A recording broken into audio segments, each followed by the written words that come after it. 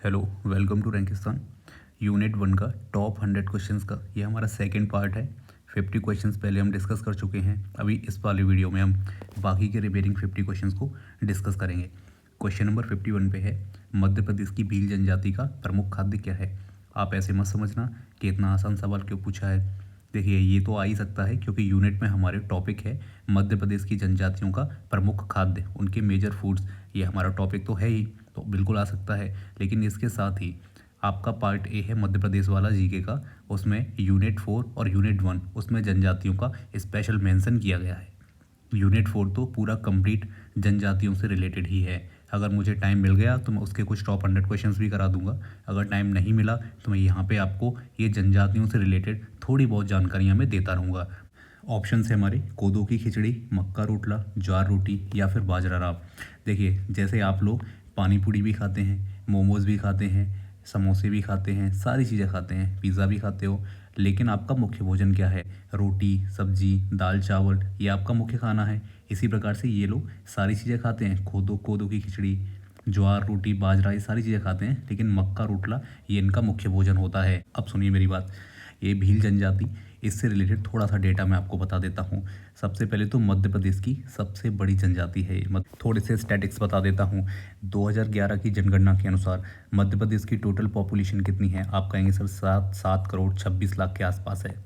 इसमें से आप याद रखेंगे 1.53 करोड़ ये ट्राइबल्स की जनसंख्या है, एसटी की जनसंख्या है, जो कि टोटल पॉपुलेशन का 21.1% आपको देखने को मिलेगा।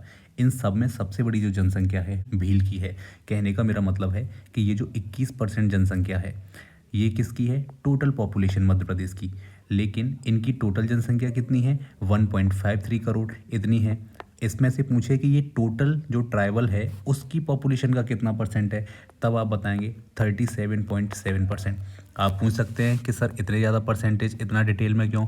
मेरे भाई 100% आने वाले सवाल होते हैं, ये बिल्कुल आपसे आ सकते हैं। इसके अलावा एक थोड़ी सी चीज़ है, याद रखना, भील सबसे बड़ी जनजाति है, उसके बाद गोंड आते हैं, फिर आपको कोल देखने के लिए मिलेंगे, फिर उसके बाद कोरकू, उसके बाद सहरिया और उसके बाद बैगा। इस प्रकार से आपको जनसंख्या घटते हुए क्रम में आपको देखने को जनसंख्या आपको मिलेगी। ठीक है, जो भील है इनकी एक पेंटिंग बहुत फेमस है जिसको हम बोलते हैं, जाने कितनी बार इस सवाल को पूछा जा चुका है, तो इस चीज़ को भी आप ध्यान रखेंगे। नेक्स्ट हमारा क्वेश्चन नंबर 52 है, पूछ रहा है आपसे खाद्य में मेलार्ड रिएक्शन क्या होता है। मेलार्ड रिएक्शन इन फूड क्या है? Amino acid plus reducing sugar, lipid ऑक्सीकरण, या फिर स्टार्च का हाइड्रोलिसिस, या फिर प्रोटीन का डीनेचर। देखो, बहुत बेसिक सी चीज़ है। अमीनो एसिड क्या होते हैं? ये प्रोटीन अमीनो एसिड से मिलकर के बनी रहती है, तो हम ये कह सकते हैं प्रोटीन के छोटे छोटे टुकड़े होते हैं। और इसके बाद रिड्यूसिंग शुगर क्या होता है? ये जैसे ग्लूकोज, फ्रक्टोज, यानी कि ऐसे शुगर होते हैं जिनमें फ्री एल्डिहाइड या कीटोन ग्रुप होता है। देखो, ये बेसिक चीज़ है। तो चलो, जब इन दोनों को हीट किया जाता है तो पहले तो कंडेंसेशन होती है, यानी कि पहले जुड़ते हैं आपस में, फिर इनकी रीअरेंजमेंट होती है, और सबसे लास्ट में जाके पॉलीमराइजेशन, जिससे मेलेनोइड्स बनता है। बता देता हूँ, मेलेनोइड्स ये बनता है।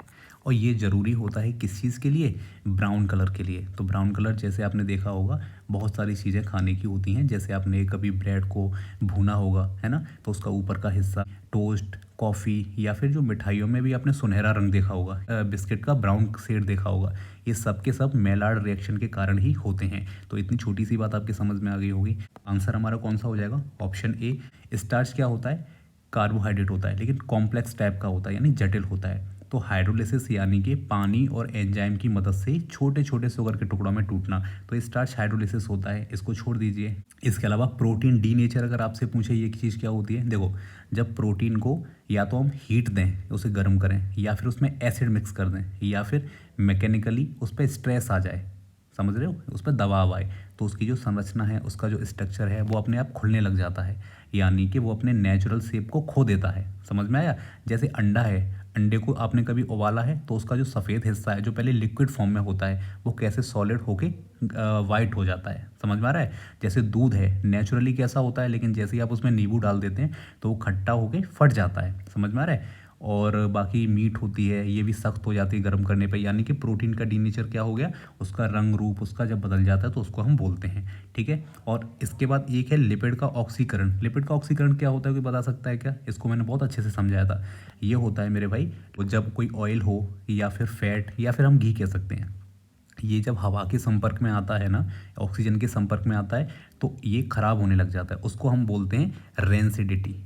इसको बहुत अच्छे से मैंने कई बार आपको समझाया था, है ना, यानी बासीपन, इसमें गंदी बदबू आने लग जाती है, उसका कलर चेंज हो जाता है, इसी को हम बोलते हैं क्या, लिपिड का ऑक्सीकरण होना। तो आपको समझ आ गया होगा पूरा क्वेश्चन। चलिए नेक्स्ट क्वेश्चन पे चलते हैं। पूछ रहा है विटामिन ए की कमी से क्या होता है। अरे सर कितना, ये तो आसान सवाल दे दिया, ऐसा पूछेगा क्या मेरे भाई?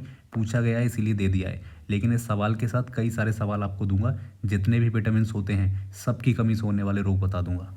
चलो तो विटामिन ए का पूरा करते हैं ऑपरेशन, समझो इसको। सबसे पहले तो इसका केमिकल नेम क्या होता है, रेटिनॉल होता है, ठीक है। ये फैट सॉल्युबल होता है, दो चीज़ें तो ये आपको पता चल गई।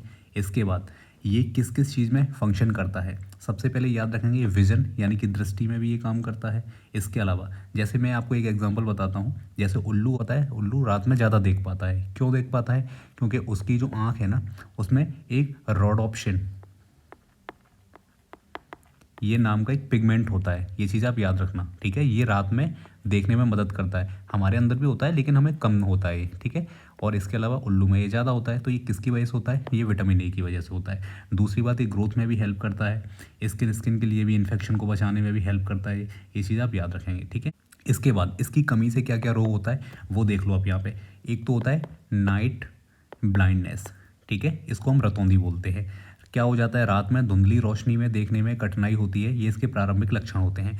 इसके अलावा एक और चीज़ होती है जिसको बोलते हैं हम जीरोप्थैलेमिया। पूछ सकता है, हर चीज़ अपने आप में सवाल है, ये भी पूछा जा सकता है, जीरोप्थैलेमिया, ठीक है। इसमें क्या होता है, आँख की जो झिल्ली रहती है ना, ड्राइनेस आ जाती है। जैसे अभी आपको पता है आँख में एक अलग प्रकार की चिकनाहट होती है, तो ये ड्राइनेस आ जाती है इसमें, ठीक है। इसके अलावा एक चीज़ और आपको देखने को मिलेगी इसकी कमी से, जिसको हम बोलते हैं केरेटोमेलिसिया। चलिए पूछेगा इसमें क्या होता है, तो याद रखना हमारा जो कॉर्निया होता है ना, धीमे धीमे गलना शुरू हो जाता है इसमें, ठीक है। तो ये चीज़ें आप याद रखेंगे।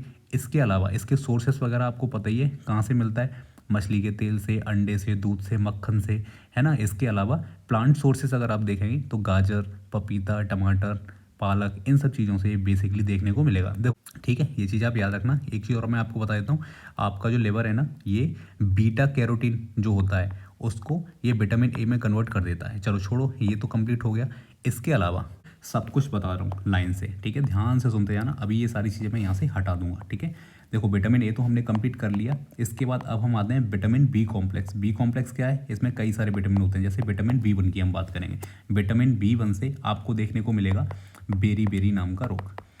बाकी चीज़ें मैं बताता चलूँगा। ये बेरी बेरी दो प्रकार का होता है, एक होता है ड्राई बेरी बेरी और एक होता है आपका वेट बेरी बेरी, ठीक है। ये जो ड्राई बेरी बेरी है इसका नसों पे असर होता है, ठीक है, उससे कमजोरी आती है। और जो वेट बेरी बेरी है ये दिल पे असर आता है इसका, इससे स्वेलिंग आ जाती है। दो चीज़ें आप याद रखेंगे। इसके बाद हम विटामिन बी2 की बात करते हैं, जिसको हम राइबोफ्लेविन कहते हैं। इससे आप याद रखना, एक तो हो जाता है आपको चिलोसिस, ठीक है। इससे क्या होता है, मुंह के जो कोने होते हैं ना, आपके होठों के कोने, वो फटने लग जाते हैं, घाव जैसा हो जाता है। इसके अलावा एक बीमारी और हो जाती है इसकी कमी से, वो होता है ग्लोसिटिस, ठीक है। इसमें क्या होता है, आंखों में जलन होती है और त्वचा फटने लग जाती है, ठीक है। इसके अलावा एक होता है आपका बी3 जिसको हम नियासिन कहते हैं, इसकी कमी से हो जाता है पेलेग्रा। एक तो ये सुपर इंपॉर्टेंट है। और जो अभी एक पेपर में अभी हाल ही में पूछा गया है कि 3 Ds यानी कि 3D वाली बीमारी किस विटामिन की कमी से होती है, तो वो बी3 से होती है। ये जो 3D है ना, इनको मैं आपको बता देता हूँ। एक डी होता है जिसको बोलते हैं डर्मेटिस। कितना भी आपने विटामिन पढ़ लिया होगा, ऐसा नहीं पढ़ा होगा। इसके बाद एक होता है जिससे डायरिया, और एक से हो जाता है डिमेंशिया, ठीक है। त्वचा पे दाने दाने हो जाना, ये तो डर्मेटिस का रिलेशन हो गया। इसके बाद डायरिया, दस्त लग जाते हैं, है ना। और ये जो डिमेंशिया है इसमें मानसिक समस्याएं हो जाती हैं, जनरली याददाश्त इसमें कम हो जाने लग जाती है। और याद रखना ये ऐसा विटामिन है, अगर इसकी बहुत ज़्यादा अगर कमी हो गई तो मौत तक हो सकती है। बहुत सीरियस इस बात को हमें लेना होगा, ठीक है। चलिए B5 पे चलते हैं। इसको हम पेंटाथोनिक एसिड कहते हैं। और इसकी वजह से आप इतना याद रखना, कोई रेयरली तो कोई ऐसी बीमारी का नाम यहाँ पे नहीं देखने को मिलता है, लेकिन थकान होना, नींद ना आना, सिर दर्द होना, हाथ पैरों में जलन होना, ये सारी की सारी चीज़ें होती हैं। ये आप चीज़ याद रखेंगे। इसके बाद आपको B6 देखने को मिलेगा, जिसको हम पायरिडॉक्सिन कहते हैं। इससे होता है मेरे भाई त्वचा पे दाने होना, एनीमिया यानी खून की कमी हो जाना, ये सारी की सारी चीज़ें देखने को मिलेंगी। इसके बाद आ जाता है B7, जिसको हम बोलते हैं बायोटीन। याद रखना, बाल झड़ना, त्वचा पे लाल धब्बे पड़ना, रैसेस आना, थकान आना, ये सारी की सारी चीज़ें B7 की कमी से हो जाती हैं। ये B7 वही वाला B7 है जिसको हमने इससे पहले पढ़ा था। अंडे में एविडिन होता है जो इसकी कमी कर देता है, बायोटिन को रोक देता है, ठीक है। इसके बाद आपको एक B9 देखने को मिलेगा, जिसको हम फॉलिक एसिड कहते हैं। इसकी कमी से एनीमिया हो जाता है, ये चीज़ आप याद रखेंगे, यानी खून की कमी हो जाती है। एक्चुअल में जो RBC होते हैं ना, वो सामान्य से बड़े आकार के इसमें हो जाते हैं, ठीक है। काफ़ी सारी समस्याएं इससे होती हैं। लेकिन इससे एक बेसिक चीज़ और आपको याद रखनी है, जो गर्भवती महिलाएं रहती हैं, इनमें इसकी कमी से बच्चे में जो न्यूरल ट्यूब होती है उसमें डिफेक्ट आ जाता है, यानी रीढ़ की हड्डी जो है वो ख़राब इसमें हो जाती है। ये चीज़ आप याद रखेंगे। इसके अलावा एक विटामिन और आपको देखने को मिलेगा, जिसको हम बोलते हैं B12, ठीक है। इसको हम क्या बोलते हैं, कोबालमिन। इसकी कमी से क्या होता है, परनीसियस एनीमिया इसकी कमी से हो जाता है। लिख देता हूँ मैं, इसकी कमी से परनीसियस अनीमिया हो जाता है, ठीक है। शरीर में कमजोरी आना, सुन्न हो जाना, हाथ पैरों में झंझनाहट होना, याददाश्त कम हो जाना, RBC का बनना भी इसमें कम हो जाता है। इसके अलावा DNA का सिंथेसिस यानी DNA बनना भी इससे रुक जाता है। ये हमने B कॉम्प्लेक्स पूरा का पूरा समझ दिया। इसके अलावा विटामिन C आप जानते हो, विटामिन C इससे स्कर्वी हो जाता है, ठीक है। मसूड़ों में खून आती है, कोलेजन बनाने में भी ये हेल्प करता है। वहीं विटामिन D की जब हम बात करेंगे तो इससे हमको देखने को मिलता है रिकेट्स और ऑस्टियोमेलेसिया। देखो रिकेट्स में तो क्या होता है, जो हड्डियां हैं ना, ये बच्चों में जनरली देखने को मिलता है। उसकी बच्चों की हड्डियां कमज़ोर हो जाती हैं, टेढ़ी मेढ़ी हो जाती हैं। और जो ऑस्टियोमेलेसिया है ये बड़े लोगों में देखने को मिलता है। इसमें जो ये विटामिन कैल्शियम के अवशोषण में मदद करता है। तो जब ये विटामिन ही नहीं होगा तो कैल्शियम का अवशोषण नहीं होगा, और कैल्शियम का अवशोषण नहीं होगा तो हड्डियाँ कमज़ोर हो जाएंगी और हड्डियाँ दर्द करने लग जाएंगी। तो ये यहाँ पे विटामिन D का कमी होगा। इसके अलावा विटामिन E की बात भी कर लेते हैं यहाँ पे हम। इसको हम बोलते हैं टोकोफेरॉल, ठीक है। और इसकी कमी से क्या हो जाता है, RBC टूटने लग जाते हैं। एंटीऑक्सीडेंट की तरह ये काम करता है, यानी कि कोशिकाओं को एक तरीके से ये कमज़ोर कर देता है हमारी, ठीक। वहीं विटामिन K की जब हम बात करेंगे, विटामिन K इसकी बात जब हम करेंगे तो मेरे भाई ये एक तरीके से कह सकते हैं, इसको हम फिलोक्विनोन बोलते हैं पहली चीज़ तो। और ये ब्लीडिंग टेंडेंसी से रिलेटेड होता है। ब्लीडिंग ब्लड क्लॉटिंग मैंने जो अभी आपको बताया था इससे पहले वाले में, तो वो वाली चीज़। इसकी वजह से क्या होता है, रक्त का थक्का नहीं जमता है। तो देखो विटामिन का एक सवाल था केवल, उससे हमने इतनी सारी चीज़ें देख ली। अब इससे रिलेटेड कोई भी अगर सवाल आएगा, कोई भी अगर किसी की कमी से पूछा जाएगा, तो वो मैं आपको एक्सप्लेन नहीं करूँगा, वो सारी की सारी चीज़ें आप खुद देखेंगे। अब मैं इसको हटा देता हूँ, जिससे हम बाकी सारी चीज़ों को लिख सकें, समझ सकें, आगे बढ़ सकें, ठीक है। किसी को लिखना है, पढ़ना है, इसका स्क्रीनशॉट लेना है, तो आप इसको रोक के वीडियो को बैक करके आप ले सकते हो, ठीक है। चलो, तो इसी तरह से सवाल बनाए हैं जिससे एक सवाल से आपको कई सारी चीज़ें पता चल जाएं। चलिए, तो क्वेश्चन नंबर 54 पे चलते हैं। कह रहा है भारत में +F लोगों का मतलब क्या होता है। सवाल बहुत आसान है। फोर्टिफाइड फूड हमारे इंडिया में कौन सा था, तो वो वनस्पति ऑयल था 1953 में। इसके बाद फिर हमारा और सबसे ज़्यादा वाइडली अपने इंडिया में यूज़ किया जाता है वो सॉल्ट होता है।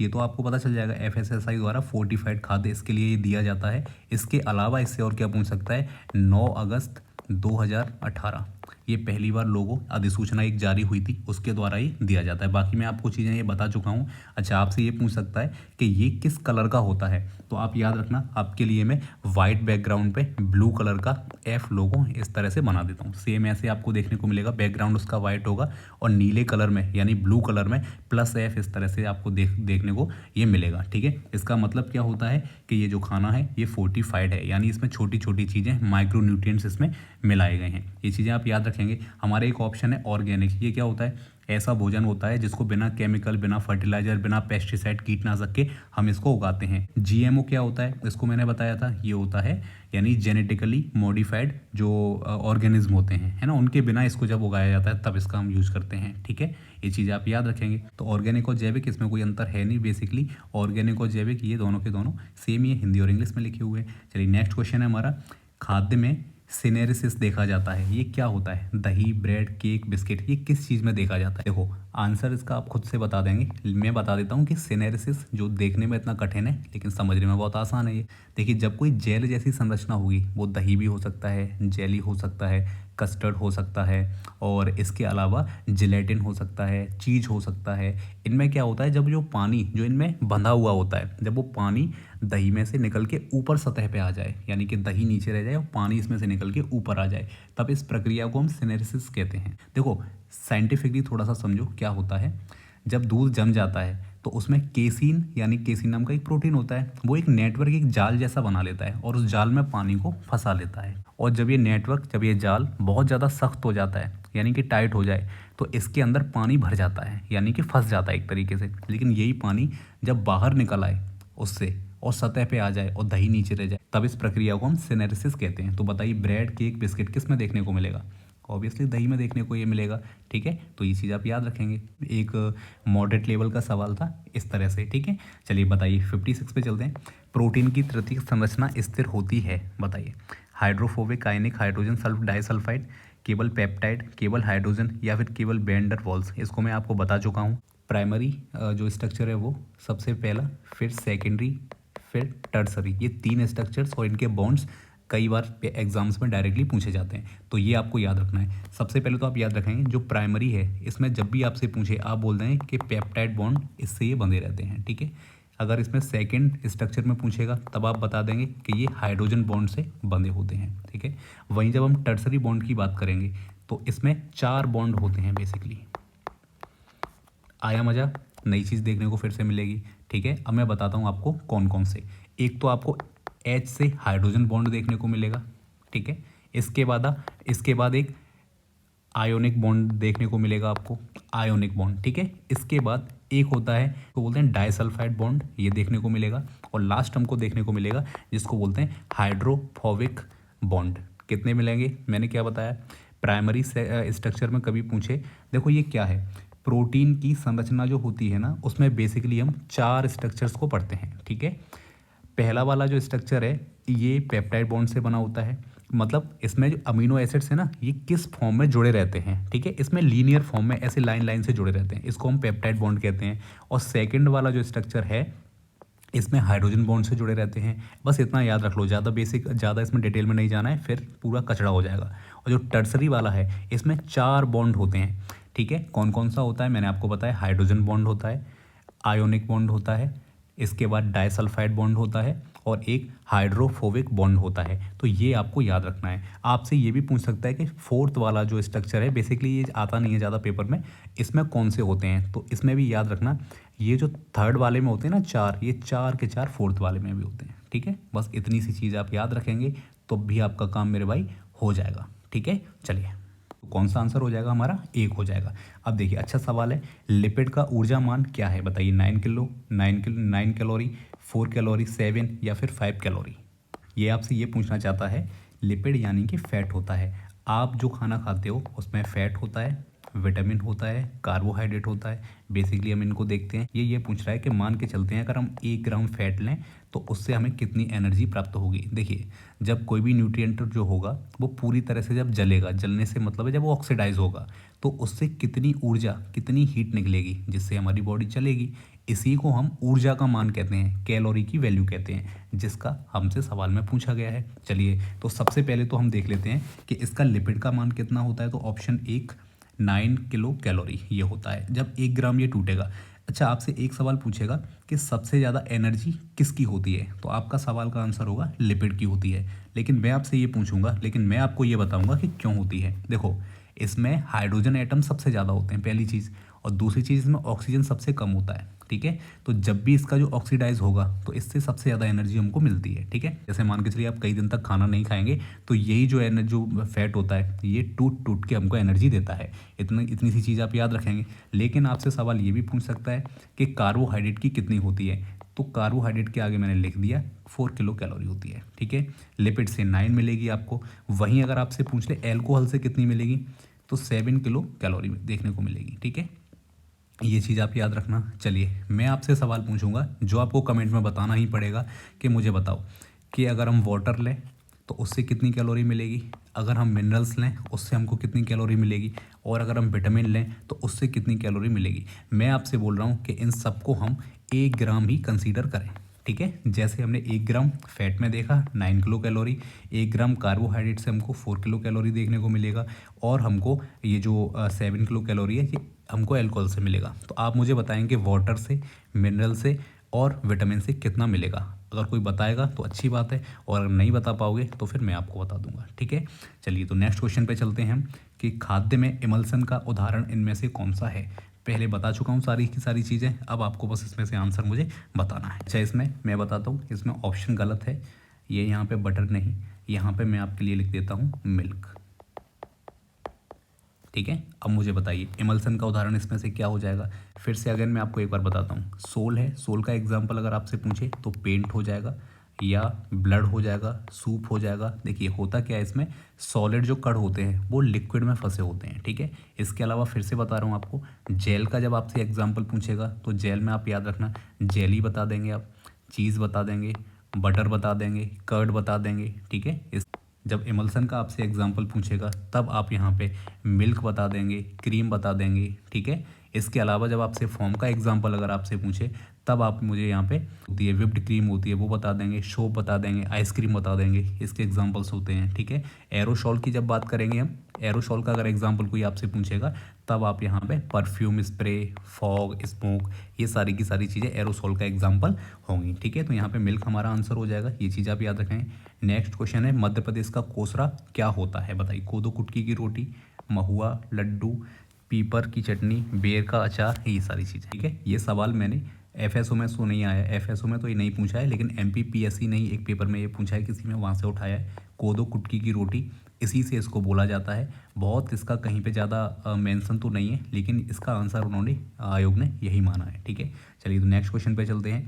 खाद्य संरक्षण में हर्डल टेक्नोलॉजी का सिद्धांत क्या होता है, हर्डल टेक्नोलॉजी प्रिंसिपल क्या होता है बताइए। एक साथ कई बाधाएं, केवल कम टेम्परेचर कर देना, केवल हाई टेम्परेचर करना, या केवल निर्जलीकरण करना। निर्जलीकरण का मतलब होता है कि जो वाटर एक्टिविटी रहती है उसको कम कर देना, ठीक है, मतलब इसको सुखा देना। इसके बारे में हम बात करेंगे। चलिए बताइए, आसान भाषा में समझा देता हूँ। तो खाने को सेफ रखने के कई सारे तरीके रहते हैं, लेकिन जहाँ पे हम एक सिंगल टेक्निक का इस्तेमाल ना करें, कई सारी टेक्निक्स का इस्तेमाल करें, लेकिन वो टेक्निक कैसी हो, टेम्परेचर को लेकर के, पीएच को लेकर के, वाटर एक्टिविटी को लेकर के। जैसे एग्जांपल के लिए कि किसी खाने में पानी से अगर माइक्रो ऑर्गेनिज्म, सूक्ष्म जीव अगर पनप रहे हैं तो हम पानी को कम कर देंगे।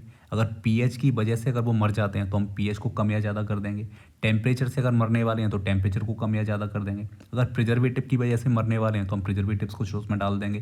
कहने का मतलब है कई सारी चीज़ें एक साथ इस्तेमाल करना, इन्हीं को हम बोलते हैं कि हर्डल टेक्नोलॉजी का सिद्धांत। यानी कि ये पीएच पे भी काम करता है, वाटर एक्टिविटी पे काम करता है, तापमान और प्रिजर्वेटिव सभी पे एक साथ काम करता है। नेक्स्ट क्वेश्चन है हमारा 61, विटामिन के की कमी से क्या होता है। क्या अब ये बताने की जरूरत है क्या, अभी मैंने सारे के सारे बताए थे। मुझे बताओ इसका आंसर क्या हो जाएगा। नेक्स्ट क्वेश्चन है हमारा 62, भारत में दूध किल्नीकरण अनिवार्य है, mandatory milk fortification in India. मेरे भाई अभी एक एग्जाम हुआ था, FSSAI ने उस एग्ज़ाम को लिया था, वहाँ पे ये सवाल पूछा गया था, वहाँ से मैंने लिया है, क्योंकि उनका सिलेबस भी हमारे तरह ही है, ठीक है। किल्नीकरण का मतलब फोर्टिफिकेशन होता है। चलिए मुझे बताइए, देखो कहने का मेरा मतलब ये है कि दूध को फोर्टिफाइड किया जाता है। दूध में हम माइक्रो न्यूट्रिएंट्स मिलाते हैं। कौन कौन से मिलाते हैं, एक तो हम इसमें विटामिन ए मिलाते हैं, और दूसरी चीज़ हम इसमें विटामिन डी इसमें मिलाते हैं, ठीक है। चलिए तो मैं आपको बता देता हूँ, ये कितना होना चाहिए, 750 होना चाहिए। 750 का मतलब क्या होता है, एक इंटरनेशनल यूनिट होती है इनको मापने की। ये लीटर या ग्राम या ml नहीं है, ये इंटरनेशनल एक यूनिट है कि अगर हमें फोर्टिफिकेशन करना है, फोर्टिफाइड करना है तो कितनी चीज़ों को ऐड करना है, ठीक है। तो 1 लीटर में कितना होना चाहिए, 750 इंटरनेशनल यूनिट इतना होना चाहिए, ठीक है। ये क्या है, बनाया गया है, रूल है ये, ठीक है। और विटामिन डी की वही हम बात करेंगे, तो ये यहाँ पे दिया है 350, तो याद रखना 350 होता है, ये स्पेशली किसी एक चीज़ के लिए होता है, और यहाँ पे 550 भी देखने के लिए मिलता है, ठीक है। ऑप्शन में इनमें से आपसे कोई एक ही चीज़ देगा।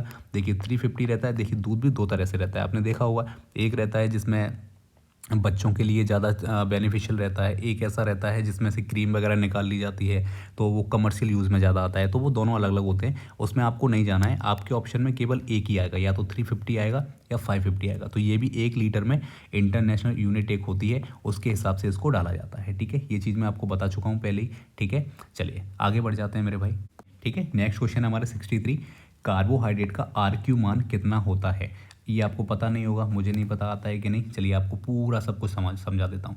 देखो सबसे पहले तो आपको एक बहुत शानदार बात बताता हूँ, RQ is equal to CO2, सुनते चलो, एक एक चीज़ क्रिस्टल एंड क्लियर बता दूंगा, समझा दूंगा, ठीक है। क्या लिखा है, RQ is equal to CO2 produced upon O2 consumed. नहीं समझ में आया होगा, लेकिन अब समझ में आएगा। देखो RQ हमको ये बताता है, अच्छा RQ का पहले तो मतलब क्या होता है। R से होता है मेरे भाई रेस्पिरेटरी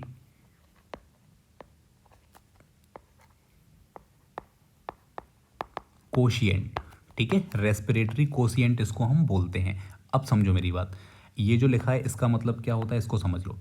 ये ऐसी चीज़ बताता है जब कोई पोषक तत्व, कोई भी न्यूट्रिएंट शरीर में जब जलता है, जलने से क्या मतलब है, उसका ऑक्सीडेशन होता है, यानी वो एनर्जी जब हमको देता है, हीट देता है, तो वो कितनी मात्रा में ऑक्सीजन लेता है और कितनी कार्बन डाइऑक्साइड छोड़ता है। ये क्या है, कितनी कार्बन डाइऑक्साइड उसने छोड़ी उस प्रोसेस में और कितनी ऑक्सीजन को उसने कंज्यूम किया, इसी को हम बोलते हैं रेस्पिरेटरी कोशिएंट, ठीक है। समझ में आ गया। अगर आप चाहें तो इसकी मैं इक्वेशन तक आपको बता सकता हूं, लेकिन आपके बहुत काम की नहीं है, इसको आप याद रखना। चलिए फिर भी मैं आपको बता देता हूं, आपको लगे कि मास्टर को आता है कि नहीं। C6H12O6, इसको ऑक्सीजन की उपस्थिति में जब ये टूटेगा, ये क्या है, ग्लूकोज का एक कण है, ठीक है। ये जब ऑक्सीजन की उपस्थिति में टूटेगा, जलेगा, कुछ भी कहिए, तो यहाँ स्पेस नहीं है, नीचे लिख देता हूँ। रिएक्शन के बाद 6CO2 प्लस 6H2O, ठीक है, ये हमें मिलेगा। अब यहाँ पे देखो मेरे भाई, 6CO2 है और 6H2O है। अब यहाँ पे एक चीज़ याद रखना, CO2 कितना है, 6, और O2 कितना है, 6। समझ में आ रहा है ना, बेसिक सी चीज़ है ये तो। अब RQ जब हम निकालेंगे तो फॉर्मूला ऊपर क्या है, CO2 produced upon O2 consumed. तो यहाँ पे हम क्या करेंगे, 6/6, कितना आ गया, 1.0। ऑप्शन दिख रहा है क्या, मुझे तो नहीं दिख रहा, तुम्हें दिख रहा होगा तो ये लगा देना, ठीक है। चलो समझ में आ गया होगा जहाँ तक है। चलिए इसके बाद क्या केवल इतना बताने के लिए मास्टर आया है क्या तुम्हारे पास, बिल्कुल नहीं। 0.7 किसका होता है, सर ये लिपिड का होता है। सर क्या ये भी करके बताएंगे, बिल्कुल नहीं, इतना टाइम ना आपके पास है ना मेरे पास है, बस याद कर लेना। आ सकता है ये आया हुआ है, बाकी सारी चीज़ें ऑप्शन में डाल दी हैं जो आपको पता होनी चाहिए। 0.8 किसका होता है, ये प्रोटीन का होता है, ठीक है। बस इतना काफ़ी है, इससे ज़्यादा दिमाग हमको नहीं लगाना है, ठीक है। चलिए नेक्स्ट क्वेश्चन है हमारा 64, खाद्य में फॉर्म का उदाहरण इनमें से कौन सा है, एग्जाम्पल ऑफ फॉर्म इनमें से कौन सा है, बताइए। कई बार बता चुका हूँ, 2 से 3 बार बता दिया। फॉर्म का एग्जाम्पल इसमें से क्या होगा, अभी मैंने ऊपर भी आपको बताया था, ये यहाँ पे आप विप्ड क्रीम इसका लगा देंगे, ठीक है। क्या होता है इसमें, गैस फंस जाती है किसके, लिक्विड के बीच में, तो ये हो जाएगा। आइसक्रीम भी हो सकता है, जो सोप होता है वो भी हो सकता है, और बाकी सारी इतनी चीज़ें आपको पता होनी चाहिए, ठीक है। बाकी सारे के सारे क्या होते हैं, ये जैम है, ये जेली का एग्जाम्पल हो जाता है, बाकी ये दोनों इसमें से किसी के भी एग्जाम्पल नहीं है। चलिए बताइए, प्रोटीन की चतुर्थक संरचना देखी जाती है। देखिए बहुत इंपॉर्टेंट टॉपिक है ये, इसीलिए मैंने इसके कई सारे क्वेश्चंस को इसमें डाला है, कई बार आपको बता देता हूँ और रिविजन के तौर पर फिर से बताऊँगा आपको, ठीक है। प्रोटीन की चतुर्थक संरचना देखी जाती है, बताइए, हीमोग्लोबिन, एल्बुमिन, कैरोटीन या फिर कोलेजन। बहुत अच्छे से आपको समझाने वाला हूँ मैं। देखो सबसे पहले फिर से एक बार देखो, हर सवाल में आपको एक नई चीज़ देखने को मिलेगी। देखो जब एक से ज़्यादा पॉलीपेप्टाइड चेन आपस में मिले, देखो मैंने आपको पहले प्राइमरी बताया था जिसमें लीनियर स्ट्रक्चर में होती हैं, फिर सेकेंडरी बताया, थर्ड में मैंने बताया था कि इसमें 3D फोल्ड इसमें संरचना बनना शुरू हो जाते हैं। अब हम आते हैं क्वाटनरी में। देखो इसमें क्या होता है मेरे भाई, पॉलीपेप्टाइड चेन जब एक से ज़्यादा जुड़ जाती हैं, यहाँ पे पॉलीपेप्टाइड ग्रुप बनते हैं, ऊपर वालों में आपको पता है। इसमें जब पॉलीपेप्टाइड चेन्स आपस में एक से ज़्यादा जुड़ जाती हैं तब जाके हम कहते हैं कि एक फंक्शनल प्रोटीन बनी है, ठीक है। इसी को हम क्वाटनरी स्ट्रक्चर यानी कि चतुर्थक संरचना इसको हम बोलते हैं। लेकिन क्या इससे हमारा आंसर आ गया? नहीं, ये तो कुछ नहीं आया समझ में, कुछ समझाया कुछ और है, पूछा कुछ और है। तो इसको आप याद रखना, इसमें जब 4 पॉलीपेप्टाइड चेन आपस में जुड़ जाती हैं, और 4 में भी क्या, फिर बता देता हूँ, इसमें 2 अल्फ़ा जो चेन होती हैं वो, और इसमें प्लस 2 बीटा जो चेन होती हैं वो आपस में इसमें जुड़ जाती हैं, यानी ये सब यूनिट्स होती हैं एक तरीके से, ठीक है। और जब ये आपस में जुड़ेंगी ना तो हर यूनिट जो है ये एक हीम ग्रुप होता है अपने आप में, ठीक है, हीम ग्रुप होता है, ठीक है। और ये क्या कर लेता है मेरे भाई, ऑक्सीजन को घेर लेता है, बाइंड कर लेता है अपने आप में, ठीक है। बस इतना याद रखना है, इसलिए हीमोग्लोबिन इसका आंसर यहाँ पे हो जाएगा। एल्बुमिन बताओ ये क्या है? ये सिंगल पॉप्टाइड होता है टर्सरी सेक्टर में, यानी थर्ड वाले सेक्टर में ये बनता है एल्बुमिन, ठीक है। इसके बाद क्या होता है, ये कैरेटिन, ये बताइए। ये फाइब्रस प्रोटीन होती है और ये सेकंड वाले स्ट्रक्चर में बनता है। इसके बाद कोलेजन की बात करेंगे तो ये triple helix technically specially case होता है, हालांकि ये क्वाटरनरी से रिलेटेड, इसको छोड़ दो, ये इनसे रिलेटेड यहाँ पे आपको देखने को नहीं मिलेगा, ठीक है मेरे भाई। तो इसको आप याद रखेंगे, हीमोग्लोबिन, एल्बुमिन, कैरोटीन में सारे की सारी चीज़ें बता दी। आपसे टर्सरी सेक्शंस में कौन से बॉन्ड हैं ये भी पूछ सकता है, और आपसे किस में कौन सी आपको प्रोटीन की ये संरचना देखने को मिलेगी ये भी आपसे पूछा जा सकता है। तो मैंने सारी चीज़ें आपको यहाँ पे बता दी।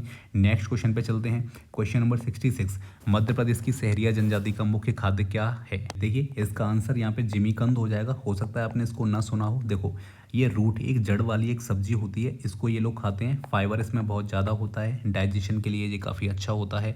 लेकिन अगर आपको जिमीकंद कहीं ना मिले, अगर कहीं रूट फसल भी आ जाए कहीं पे लिखी हुई, तो आप उसको भी आंसर लगा सकते हैं। पहली चीज़ तो आप ये याद रखिए। इसके अलावा इसका एक और नाम होता है जिसको हम बोलते हैं इंग्लिश में एलिफेंट फुट याम, लिख देता हूँ, एलिफेंट फुट याम, इसको ये भी कहा जाता है। और इसके और भी इसके नाम होते हैं हिंदी में, जिनको हम ओल कहते हैं, इसको ओल भी कहा जाता है, इसको सूरन भी कहा जाता है, इसको बालूकंद भी कहा जाता है, इसको अरसधाना भी कहा जाता है, और एक और बता देता हूँ, हाथी रतालू भी इसको कहा जाता है। क्या सर सारे याद कर लें? बिल्कुल मत करना, केवल इसको याद रख लो, जिमीकंद को या फिर हाथी रतालू, ये 2 चीज़ें आप याद कर लो, ये सहरिया जनजाति से रिलेटेड है। अब देखिए सहरिया के बारे में और भी बहुत सारे फैक्ट्स बता सकता हूँ, लेकिन फिर हमारे ये गड़बड़ हो जाएगा, पार्ट भी हमारा पूरा फूड साइंस से रिलेटेड है, इसलिए मैं इसमें ज़्यादा चीज़ें एमपी की नहीं डालना चाहता हूँ। लेकिन इसके लिए जब मुझे टाइम मिलेगा तो पूरे इसके लिए मैं 100 क्वेश्चन करा दूंगा जनजातियों से रिलेटेड, वो आपके लिए काफ़ी हेल्पफुल रहेंगे, ठीक है। पूरा का पूरा उन 100 क्वेश्चन में आपको रिवीजन करा दूंगा पूरा, और नहीं पढ़ा हो तो पढ़ लेना, पढ़ लिया हो तो रिवीजन कर लेना। 67 पे चलते हैं, रेंसिडिटी क्या होती है बताओ? ये फैट, प्रोटीन, कार्बोहाइड्रेट, विटामिन, ये किससे रिलेटेड होती है? मैंने कई बार बताया, फैट या फिर ऑयल, घी, कुछ भी हो,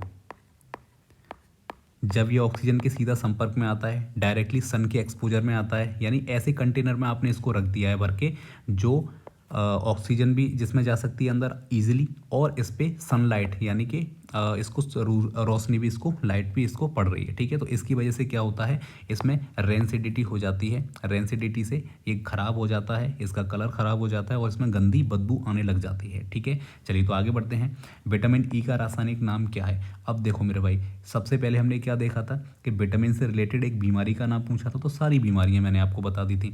अब यहाँ पे विटामिन का रासायनिक नाम बता रहा है, तो रासायनिक नाम एक बार में सारे के सारे मैं आपको बता दूंगा, फिर आप इसको आगे में कोई भी सवाल इसका नहीं बताऊंगा, मैं सारे के सारे जल्दी जल्दी आपको बता रहा हूँ, फिर आप इसको अपने आप इसको टिक कर लेना। सबसे पहले विटामिन ए, इसको हम रेटिनॉल कहते हैं, ठीक है। इसको याद रखना, रेटिनॉल के अलावा एक चीज़ और भी आ सकती है, आपसे पूछी जा सकती है, जो अभी आपने नहीं पढ़ी होगी, रेटोनिक एसिड, इसका ये भी नाम होता है, ठीक है। चलिए अब विटामिन बी कॉम्प्लेक्स पे आते हैं। विटामिन B1 की बात करेगा तो इसको थायमीन कहा जाता है, विटामिन B2 की बात करेगा इसको राइबोफ्लेविन कहा जाता है, ठीक है। बाकी चीज़ें मैं बाद में आपको बता दूंगा। विटामिन B3 की बात करेगा, इसको हम नियासिन कहते हैं, 3 नियासिन है ना। और अगर ये नियासिन कहीं नहीं लिखा होगा तो फिर निकोटिनिक एसिड ये भी कहीं पे लिखा हो सकता है, ठीक है। इसके बाद B5 पे जाएंगे, इसको हम बोलते हैं पेंटोथेनिक एसिड, ठीक है। इसके बाद B6 पे जाएंगे, इसको हम बोलते हैं पायरिडॉक्सिन, ठीक है। पायरिडॉक्सल भी हो सकता है, पायरिडॉक्सामाइन भी हो सकता है, ठीक है। इसको थोड़ा सा याद रखेंगे। B9 की बात करेंगे तो फॉलिक एसिड इसको बोलते हैं, या फिर फॉलेट भी आ सकता है कहीं पे लिखा हुआ, ये भी याद रखना। इसके अलावा B12 बचा है हमारा, इसको हम बोलते हैं साइनोकोबालमिन, ठीक है। विटामिन सी की बात करेंगे, सी को हम क्या बोलते हैं बताइए, एस्कॉर्बिक एसिड, एस्कॉर्बिक एसिड कहते हैं। विटामिन डी की बात कर लेते हैं यहाँ पे, इसको हम बोलते हैं मेरे दोस्त कैल्सीफेरॉल, ठीक है। इसको ये याद रखना। इसके अलावा, ठीक है, अगेन बोलता हूँ, मास्टर ऐसा नहीं हो सकता कि कभी आपको सिंगल बेसिक चीज़ बताएगा, हर सवाल में कुछ न कुछ अच्छा बताएगा। ये जो विटामिन है ना, इसमें भी आपको 2 देखने को मिलते हैं विटामिन, एक D2 देखने को मिलेगा, एक D3 देखने को मिलेगा। तो सर क्या इनके अलग नाम होते हैं? बिल्कुल भाई, तभी तो बता रहा हूँ। इसका नाम आपको देखने को मिलेगा एर्गो कैल्सीफेरॉल, ठीक है। और वहीं अच्छा ये D3 है, ठीक है। D3 की बात जहाँ करेंगे, इसको बोलेंगे कोले कैल्सीफेरॉल, ठीक है। आया मज़ा? बिल्कुल आया होगा, क्योंकि नई चीज़ सीखने को मिली। विटामिन ई की बात करेंगे तो इसको हम बोलते हैं टोकोफेरॉल, ठीक है। ये चीज़ याद रखेंगे। अच्छा, टोकोफेरॉल अगर कहीं पर न लिखा हो तो ये भी लिखा हो सकता है टोकोट्रिनॉल, ठीक है। लेकिन टोको तो टोको है ना, कुछ भी लिख दे, क्या फ़र्क पड़ता है। वहीं विटामिन के की जब हम बात करेंगे तो दोस्त इसको वैसे तो हम फिलोक्विनोन बोलते हैं, लेकिन इसमें भी एक मज़े की बात बताने वाला हूँ, ठीक है। इसमें भी K1 K2 होते हैं, तो ये K1 हो गया, फिलोक्विनोन बोलते हैं। वहीं K2 जो होगा उसको बोलेंगे हम मेनाक्विनोन, ठीक है। अब ये भी, इनमें भी मैं आपको डिफरेंस करके बता सकता हूँ ये इनमें क्या क्या डिफरेंस होता है, बट बहुत ज़्यादा हो जाएगा इसीलिए, ठीक है। चलो, बाकी मैंने सारे ये बता दिए हैं, अभी आंसर इसका मैं नहीं बताऊँगा, खुद से देखना। चलो ठीक है, इसको लिख लेना, सबको ध्यान से, नई चीज़ें ज़रूर पता चली होंगी मुझे। चलिए, तो नेक्स्ट है हमारा, भारत में पोषण अभियान का लक्ष्य यहाँ पे क्या है बताइए। बहुत आसान सवाल है। पोषण अभियान ये MPPSC का फेवरेट है, यानी कितनी बार इसको पूछा जा चुका है डिफरेंट एग्जाम्स में, ठीक है। तो मैं ये नहीं चाहता कि ये आपके में आ जाए और आपसे कोई सवाल गलत हो जाए। तो इससे रिलेटेड जो भी सवाल बन सकते हैं सारे के सारे मैं आपको बताने वाला हूँ, ठीक है। सबसे पहले देखो, इसका पूरा नाम क्या है, पोषण अभियान का पूरा नाम क्या है, इसको याद रखना। P से है प्राइम मिनिस्टर, O से है ओवर रीचिंग, S से स्कीम है फॉर, H से है आपका होलिस्टिक, और N से है न्यूट्रिशन। फिर से बता रहा हूँ, prime ministers over reaching scheme for holistic nutrition, ये इसका पूरा नाम है। सर इससे सवाल पूछ सकता है आपसे, इसकी शुरुआत कब हुई? 8 मार्च 2018 राजस्थान के झुंझुनू से स्टार्ट हुआ है, ठीक है। ये नहीं पूछेगा, डेट बस आपसे पूछ सकता है, वो भी ईयर पूछेगा। आपसे पूछ सकता है कि कौन सी नोडल एजेंसी है, कौन सा इसका मंत्रालय है, तो महिला एवं बाल विकास मंत्रालय, यानी कि ministry of women and child development, ये इसको चलाता है। इसका टारगेट क्या है सर? 2022 तक कुपोषण मुक्त भारत करना है, यानी कि माल न्यूट्रिशन फ्री बनाना है इंडिया को। अभी तो 2025 चल रहा है, क्या इंडिया बन गया? अब ये बात मत करना, केवल बस ये याद कर लेना है कि इतना इन्होंने बोला था। इसकी टारगेटेड ऑडियंस कौन कौन सी है वो बता दो। देखो, याद करना बहुत इंपॉर्टेंट है, सवाल यहाँ से पूछ सकता है। 6 माह से लेकर के 6 वर्ष तक के सभी बच्चे, किशोरियाँ, इसके अलावा गर्भवती महिलाएं होती हैं वो, और स्तनपान यानी लैक्टेटिंग मदर, दूध पिलाने वाली माएँ, इन सभी की पोषण की स्थिति को सुधारना, ये इसका मेन काम था। कंपोनेंट्स क्या हैं, क्या क्या काम करता है? ग्रोथ को मॉनिटर करता है, इनमें कहीं खून की कमी यानी कि एनीमिया तो नहीं है, इसको देखता है। ब्रेस्ट फीडिंग, जो गर्भवती जो स्तनपान वाली जो महिलाएं हैं, ब्रेस्ट फीडिंग कैसे करानी है उसकी अवेयरनेस देना। इसके अलावा इसकी टैगलाइन क्या है? सही पोषण सही देश रोशन। क्या है? सही पोषण देश रोशन, ठीक है। इतनी चीज़ बस याद कर लो, यहाँ से आपसे चीज़ें पूछी जा सकती हैं। ये कहते हैं कि ये जो एनीमिया है ना, खून की कमी, 3% हर वर्ष इसको कम करना है, इस तरह से इसको बनाया गया है। ठीक है, बाकी एक चीज़ और आप याद रखना, अब इसको मिशन पोषण 2.0 नाम दिया गया है, 2.0 इसको नाम दिया गया है 2021 से, ये भी आप याद रखेंगे। ठीक है, चलिए नेक्स्ट क्वेश्चन पे चलते हैं। खाद्य में क्रिस्टलाइजेशन देखा जाता है, बताइए शहद, दही, दूध या फिर जेली, किस में देखा जाता है? समझ लो पहले। जब किसी द्रव में, किसी लिक्विड में उपस्थित शर्करा, शर्करा यानी कि शुगर, या फिर कोई विलेय पदार्थ यानी कि सॉल्यूट कोई सब्सटेंस अधिक मात्रा में भर जाए और फिर धीरे धीरे ठंडा हो जाए, या फिर उसका मॉइस्चर यानी कि उसकी नमी घट जाए, तो उसमें ठोस क्रिस्टल बनना शुरू हो जाते हैं। इसी प्रक्रिया को हम क्रिस्टलाइजेशन कहते हैं। मुझे लगता है समझ आ गया होगा। चलो, तो इसका आंसर क्या हो जाएगा दोस्त? आंसर हो जाएगा ऑप्शन ए, शहद। अब देखो, शहद में ग्लूकोज होता है और फ्रक्टोज होता है, दोनों चीज़ें होती हैं। जब ग्लूकोज का जो रेशियो है वो ज़्यादा हो जाए और तापमान कम हो जाए, देखो क्या कह रहा हूँ, ग्लूकोज का जो रेशियो है वो ज़्यादा हो जाए और जो टेम्परेचर है वो कम हो जाए। कितना कम सर? 20 डिग्री सेल्सियस से भी नीचे चला जाए, तो जो ग्लूकोज के क्रिस्टल्स हैं वो अलग अलग होकर जमने लग जाते हैं। इससे जो शहद है गाढ़ा हो जाता है, गाढ़ा होकर सफ़ेद हो जाता है और दानेदार दिखने लग जाता है। बेसिक सी बात बता रहा हूँ, इससे आसान मैं आपको नहीं बना सकता इस सवाल को। ठीक है, क्या इसको खुद से कर रहे हैं? नहीं, ये एक प्राकृतिक प्रक्रिया है। ठीक है, खुद से ही टेम्परेचर कम हो जाता है सर्दियों में, तो ये खराब होने का संकेत नहीं होता है, याद रखना। अगर किसी हनी में, शहद में अगर क्रिस्टलाइजेशन हो रहा है तो इसका मतलब है कि दही नहीं सॉरी हनी यानी कि शहद है वो शुद्ध है, यानी कि ये शुद्धता का संकेत होता है। तो इसको आप बेसिकली यहाँ पे याद आप करेंगे। ठीक है दोस्त, चलिए तो आगे बढ़ते हैं मेरे भाई। क्वेश्चन नंबर 71 पे चलते हैं। खाद्य में वाटर एक्टिविटी को कम करने का सबसे प्रभावी तरीका इनमें से क्या होता है, बताइए। बहुत सारे तरीके हमने पढ़े थे, जिनमें से निर्जलीकरण, डिहाइड्रेशन सबसे बेस्ट है, सबसे आसान है, सबसे सस्ता है, सबसे टिकाऊ है और सबसे ज़्यादा प्रयोग किए जाने वाला भी है मेरे भाई। तो ये सब चीज़ें की जाती हैं। बाकी ये आप जानते हो कि डिहाइड्रेट भी अगर करना है तो इसके कई सारे तरीके होते हैं। या तो हम टेम्परेचर का इस्तेमाल करें, टेम्परेचर बढ़ाएं, जिससे पानी जो होगा या उसका जो मॉइस्चर होगा वो घट जाएगा। ठीक है, तो नमी कम हो जाएगी, तो वाटर एक्टिविटी कम हो जाएगी।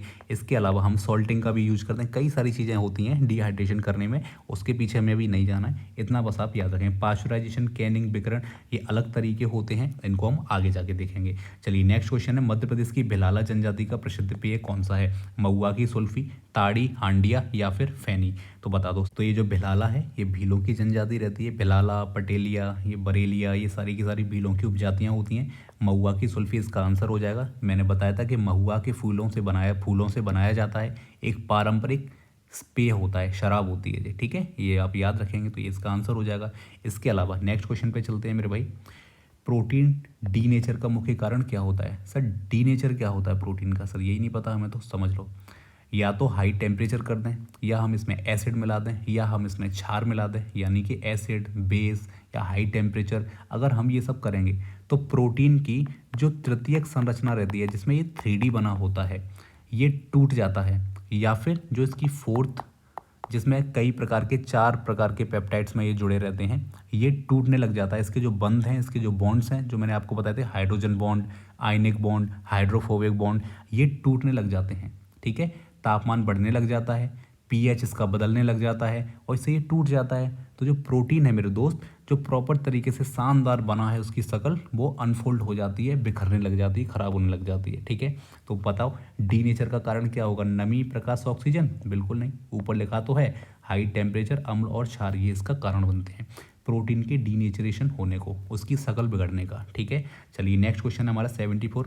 भारत में खाद्य सुरक्षा के लिए FSSAI की स्थापना कब हुई? बताइए, 2006, 1954, 2011 या फिर 1999? कई सारी चीज़ें मैं आपको बताने जा रहा हूँ। सबसे पहले तो मेरे भाई, जो food safety and standard act है, मैंने क्या बोला? फूड सेफ्टी एंड स्टैंडर्ड जो एक्ट है, ये 2006 में, इसको 23 अगस्त को राष्ट्रपति जी की सहमति मिलती है। आप जानते हो कोई भी कानून बनता है तो पहले लोकसभा, राज्यसभा दोनों सदनों से पास होता है और उसके बाद राष्ट्रपति की उसको अनुमति मिलती है। देखो, दो चीज़ें होती हैं। एक तो एक्ट जैसे मान के लेके चलते हैं कि ये 2005 में इसको लोकसभा राज्यसभा में लेकर के आया गया। तो जिस दिन इसको लेकर के आया जाएगा उसी ईयर को माना जाता है। जैसे आपने कभी कभी देखा होगा कि लिखा रहता है FSSA 2005। जैसे किसी एक्ट के पीछे कोई डेट अगर लिखी है तो उसका मतलब है उसी डेट को इसको इंट्रोड्यूस किया गया है। लेकिन मान के चलते हैं इस पर लंबी बहस चली और इसको 2 साल लग गए। 2 साल बाद जाकर के लोकसभा राज्यसभा से पास होता है, उसके बाद जाकर के प्रेसिडेंट के पास पहुंचा और तब प्रेसिडेंट ने इसको हस्ताक्षर किए, तब जाकर के ये कानून बना। तो जिस दिन प्रेसिडेंट इसको इस पर साइन कर देंगे और ये इनेक्ट हो जाएगा, पूरे देश में कानून लागू हो जाएगा, वो डेट अलग होती है। लेकिन जब भी एक्ट के साथ कोई डेट आती है तो वो वाली होती है जिस दिन उसको इंट्रोड्यूस किया गया है। ठीक है, तो सबसे पहले तो मेरे भाई राष्ट्रपति का कब मिला इसको, तो 23 अगस्त 2006 को मिला। ठीक है, लेकिन अगर आपसे पूछे कि इंडिया के गैजेट में ये कब आया, यानी कि कहने का मतलब है ये किस दिन से एक्ट हमारा पूरे देश में लागू हो गया, तो ये 24 अगस्त 2006 से। ठीक है, तो कंफ्यूज मत होना कि सर हमने कहीं 23 देखा है कहीं 24 देखा है, दोनों अलग अलग हैं। ठीक है, ऐसे ये एक्ट है और इस एक्ट के अंडर फिर हमने FSSAI को बनाया। मैंने क्या बताया, ये हमने अभी तक हमने क्या पढ़ा, एक एक्ट पढ़ा, उसकी ये डेट पढ़ी। तो अब इसके अंदर FSSAI इसको बनाया गया। इसको जब बनाया गया मेरे दोस्त, तो ये इसका सेक्शन 4 है, यानी FSSAI एक्ट में कई सारी धाराएं हैं, इनमें से एक धारा है धारा 4 यानी सेक्शन 4। इसके अंडर नोटिफिकेशन के द्वारा FSSAI को बनाया गया। ठीक है, ये जो FSSAI है, ये जिस दिन नोटिफिकेशन इसको मिला उसकी डेट है 5 सितंबर 2008। समझ आ गया। चलिए अब इसके अलावा एक चीज़ और बताता हूँ। इसके रूल्स आए, रेगुलेशंस आए, जो कि 5 मई 2011। ठीक है, और एक डेट है 5 अगस्त 2011। इसमें इसके रूल्स बने और इसमें इसको रेगुलेट किया गया। अब आपकी परेशानी असली शुरू होती है यहाँ से। आप बोलोगे कि सर आपने तो इतनी सारी डेट बता दी, हमें तो एक ही याद नहीं होती है, अब हम क्या करें। देखो यहाँ पे क्या पूछा गया है बताइए, ऑप्शंस देखिए, इनमें से कौन कौन से ऑप्शंस आपको मिल रहे हैं। सर केवल 2006 दिख रहा है हमको तो इसमें, तो बस ऐसे ही आपसे पेपर पूछेगा। आपसे ये नहीं देगा कि 2008 में 5 मई 2011, 5 अगस्त 2011, इस तरह से आपसे नहीं देने वाला है। आपसे इस तरह की आपको डेट्स देगा, वो आपको बताएगा। लेकिन अगर ऐसा दे दिया तो फिर वो किसी से बनेगा नहीं मेरे भाई।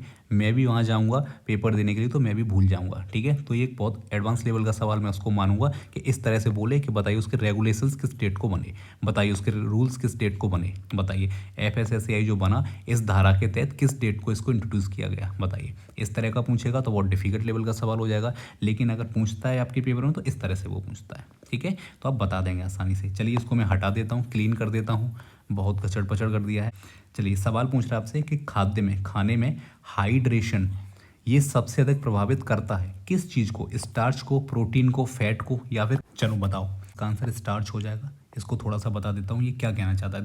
देखो खाने में होता है स्टार्च, और स्टार्च छोटे छोटे कणों से मिलकर के बना होता है। अब देखो स्टार्च किस किस चीज़ में होता है, जैसे आटे में हो सकता है, चावल में हो सकता है, आलू में हो सकता है। तो जैसे ही मेरे भाई ये पानी के संपर्क में आता है और हम इसे अगर गर्म करते हैं तो ये पानी को सोख लेता है।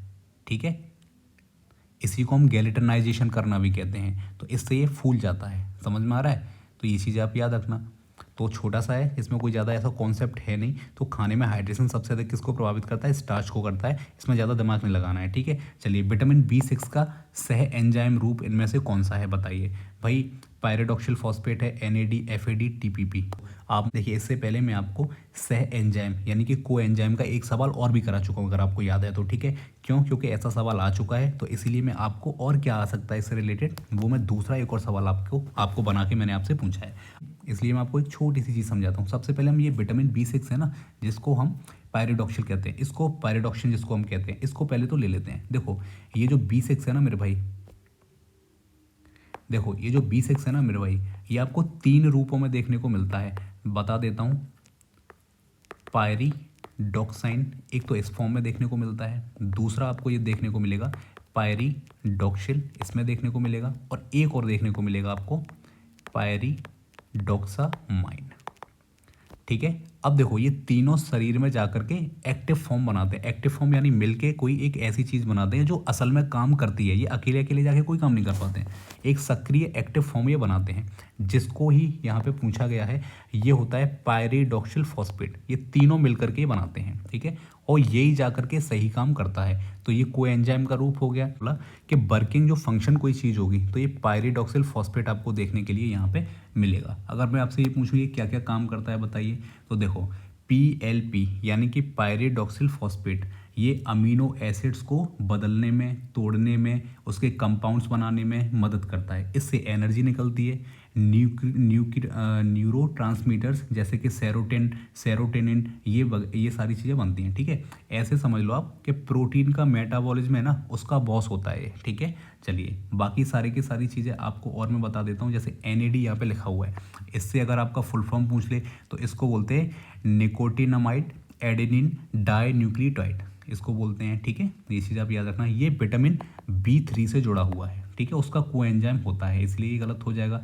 बाकी आपसे अगर FAD पूछ ले, FAD का फुल फॉर्म होता है दोस्त फ्लेविन एडेनिन डाई न्यूक्लियोटाइड, ये B2 से जुड़ा हुआ होता है। और TPP की अगर हम बात करें थायमिन प्रोफॉस्फेट, तो याद रखना ये विटामिन B1 से जुड़ा हुआ है, उसका कोएंजाइम है। तो मैंने आपको ये और बाकी के जो विटामिन हैं उनके भी कोएंजाइम्स बता दिए। कोएंजाइम्स का मतलब क्या होता है, ये डायरेक्टली काम कुछ नहीं कर सकते। B6 के 3 कोएंजाइम होते हैं और तीनों मिलकर के ये चीज़ बनाते हैं पायरिडॉक्सिल फॉस्फेट, और ये जा कर के असल काम करता है। ठीक है, चलिए तो आगे बढ़ जाते हैं। खाद्य में ऑस्मोसिस, देखो क्या बताया, एक एडवांस लेवल का सवाल है। अगर कठिन आएगा तो ऐसा आएगा। ठीक है, और कहाँ से आएगा, सिलेबस में से आएगा, वहीं से हम ये पढ़ रहे हैं। ये सवाल ऐसा सवाल आ चुका है एक, इसीलिए मैंने आपसे कोएंजाइम से रिलेटेड ऐसे सवाल बनाए और आपसे सारे के सारे आपसे डिस्कस कर लिए। क्वेश्चन नंबर 77 पे चलते हैं। खाने में ऑस्मोसिस का उपयोग क्या होता है, अचार बनाना, फ्रीजिंग, ड्राइंग या फिर कैनिंग, बताओ इसका आंसर क्या होगा। तो देखो सबसे पहले ये समझो कि ऑस्मोसिस क्या होता है। देखो जब पानी किसी चीज़ से कम नमक वाले हिस्से से ज़्यादा नमक वाले हिस्से में जाता है, मैंने क्या बोला, ये कोई एक बर्तन है। ठीक है, अब इसमें पानी भरा हुआ है। ठीक है, अब इसमें आप नमक डालेंगे तो एक जगह आपने ज़्यादा नमक पटक दिया और एक जगह आपने कम नमक डाल दिया। तो ये जो पानी है ना, किसी चीज़ से कम नमक वाले हिस्से से ज़्यादा नमक वाले हिस्से की तरफ जाता है, इसी को हम बोलते हैं ऑस्मोसिस। पानी में तो इस तरह से ये काम नहीं करता है, लेकिन खाने की वस्तुओं में ये काम करता है। जहाँ पे ज़्यादा नमक होता है, पानी कम नमक से ज़्यादा नमक वाले हिस्से में जाता है, इसी को हम ऑस्मोसिस कहते हैं। ठीक है, अब जा गया, लेकिन मुझे ये बताओ इसकी ज़रूरत क्या पड़ती है, क्यों निकालते हैं। देखो हमें खाने को बचाना है, और खाना कब बचेगा, जैसे मान के चलो हमें मैंगो हैं, इनको लंबे समय तक रखना है, बचाना है, तो उसका हम अचार डालेंगे। अचार डालने के लिए ज़रूरी है कि वो तब लंबे समय तक चलेगा जब उसमें से पानी निकल जाएगा, पानी मॉइस्चर कम हो जाएगा, नमी कम हो जाएगी। और उसको कम करने की ज़रूरत इसलिए पड़ती है कि माइक्रो ऑर्गेनिज्म यानी सूक्ष्म जीव, जितना ज़्यादा पानी और मॉइस्चर उनको मिलेगा उतना ज़्यादा ग्रोथ करेंगे, अपनी संख्या को बढ़ाएंगे और उसको ख़त्म कर देंगे, ख़राब कर देंगे। तो इसलिए हमको उस पानी को निकालना होता है। अब हम क्या करेंगे, जब हम अचार बनाएंगे तो हम उसमें डालेंगे नमक। जब नमक डाला जाएगा तो नमक उसके अंदर तो डाल नहीं रहे, हम ऊपर डाल रहे हैं, तो उसका जो पानी है कम नमक से, यानी अंदर कम सॉल्ट होगा उसके अंदर नेचुरली, और ऊपर ज़्यादा होगा, तो क्या होगा, वो पानी उसके अंदर से निकल के बाहर आ जाएगा। समझ में आ रहा है ना, ऐसे ही काम करता है ये, इसी को हम क्या बोलते हैं, ऑस्मोसिस कहते हैं। और ये बेसिकली अचार बनाने में यहाँ पे हेल्प हमारी करता है। ठीक है, जम्स को नहीं बढ़ने देता है, लंबे समय तक सुरक्षा हमको ये देता है। ठीक है मेरे भाई, ये चीज़ आपको समझ आई होगी। फ्रीजिंग, ड्राइंग, कैनिंग, ये सारी की सारी चीज़ें आप समझते हो, और ये यहाँ पे डिस्कस करने की चीज़ भी नहीं है, इनके क्वेश्चन अलग से हमको देखने को मिलेंगे। नेक्स्ट क्वेश्चन है, मध्य प्रदेश का पेज इनमें से क्या होता है, बताइए। देखो मेरे भाई थोड़ा सा कन्फ्यूजिंग सा सवाल है ये, लेकिन फिर भी इसका आंसर है चावल का पानी, कांजी, मैं यही इसका मानूंगा। लेकिन इसको मैं एक बार फिर से चेक कर लूँगा, और इसका आंसर वैसे यही होना चाहिए, फिर भी मैं इसको चेक करूँगा। इसको आप थोड़ा सा होल्ड पे डाल देना। ठीक है, इस पर हमने लिख दिया H, यानी हमने इसको होल्ड पे डाल दिया है। चलिए 79 पे चलते हैं। लिपिड का RQ पूछ रहा है। देखिए आ गया सवाल, मैंने अभी आपको सारे के सारे बताए थे, अब यहाँ मैं आपको नहीं बताने वाला हूँ। RQ फिर से आ गया। रेस्पिरेटरी कोशिएंट, ये मैंने आपसे पूछा था, CO2 produced divide by O2 consumed, बोला था कि नहीं, उसमें सबके बताए थे मैंने, कार्बोहाइड्रेट का भी बताया था, सबके बताए थे। अब ये लिपिड का जो RQ है आपको अभी तक याद है कि नहीं है, ये अब आप मुझे बताएं कि 0.7 से लेकर के 0.9 तक इनमें से कौन सा आंसर है। ठीक है, चलिए आगे चलते हैं। भारत में राष्ट्रीय खाद्य सुरक्षा अधिनियम कब लागू किया गया, फिर से इसको भी मैं आपको डिटेल में बताता हूँ। इसका कानून पास कब हुआ, पहले तो ये डेट याद रख लो, 10 सितंबर 2013। ठीक है, लागू कब हुआ ये डेट अलग है, 5 जुलाई 2013।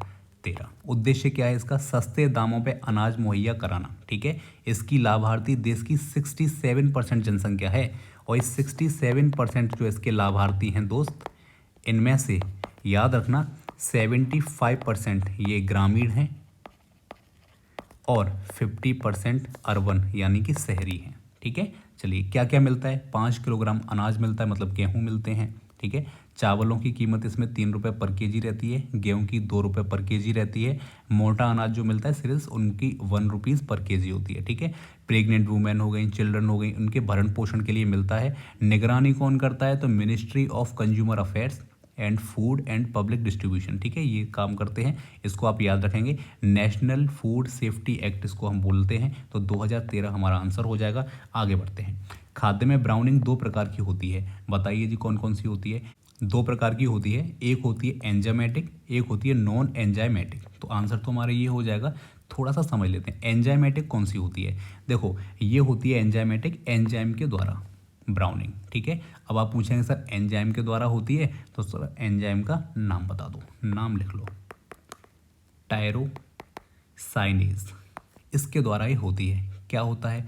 देखो, जब फल या सब्जी को हम काटते हैं, एग्जाम्पल ले लेते हैं सेब का या फिर केले का। आपने सेब को कटा हुआ छोड़ दिया या केले को छील के आपने रख दिया, तो हवा से ऑक्सीजन से ये प्रतिक्रिया कर लेता है, रिएक्शन कर लेता है, और आपने देखा होगा उसका कलर चेंज हो जाता है। समझ में आया?